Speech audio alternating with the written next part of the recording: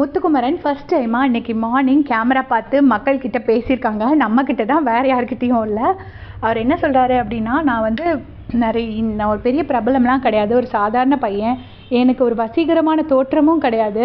ஆனால் எவ்வளவோ பெரிய ஆளுங்கள்லாம் அந்த விட்டு போயிருக்கும்போது நீங்கள் எனக்கு ஓட்டு போட்டு என்ன இந்த வீட்டில் இவ்வளோ நாள் வச்சுருந்துருக்கீங்க, அதுக்கே ஒரு பெரிய நன்றி அப்படின்னு சொல்கிறாங்க. சொல்லும்போது இங்கே வந்து கேமராமேன் காட்டுறாரு. அதில் எல்லாரோட கப்பும் இருக்குது. சௌந்தர்யாவோட கப்பு, பவித்ரா ஜனனியோட கப்பு, தீபக்கோட கப்பு, விஜய் விஷாலோட கப்பு.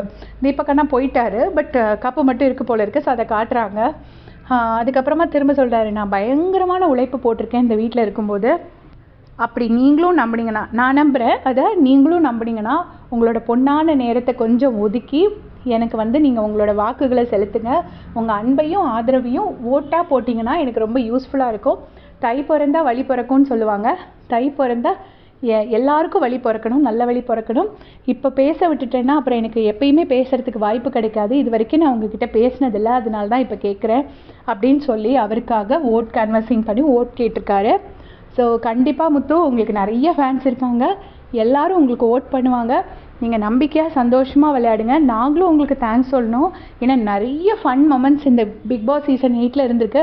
உங்களோட கவுண்டருக்காகவே full and full 24 hours live பார்த்த நாள்லாம் உண்டு. எப்படா முத்துக்கிட்டேருந்து கவுண்டர் வரும்னு ரொம்ப வெயிட் பண்ணியிருந்திருக்கேன். அவ்வளோ தூரம் நான் அந்த கவுண்டர்ஸ் என்ஜாய் பண்ணியிருக்கேன். நமக்கு இப்படி ஒரு திறமை இல்லையே, இப்படி இவ்வளோ கூலாக அழகாக ஸ்வீட்டாக கவுண்டர் கொடுக்குற ஒரு திறமை நமக்கு இல்லை. எனக்கெல்லாம் டொப்புன்னு கோவம் தான் வரும், ஐயோன்னு வரும். அவர் இவ்வளோ தூரம் பொறுமையாக சொல்கிறாரு அப்படின்னு நான் நினச்சிருந்துருக்கேன். ஸோ நீங்களும் எங்களுக்கு நல்ல டைம் கொடுத்துருக்கீங்க முத்து. தேங்க்யூ.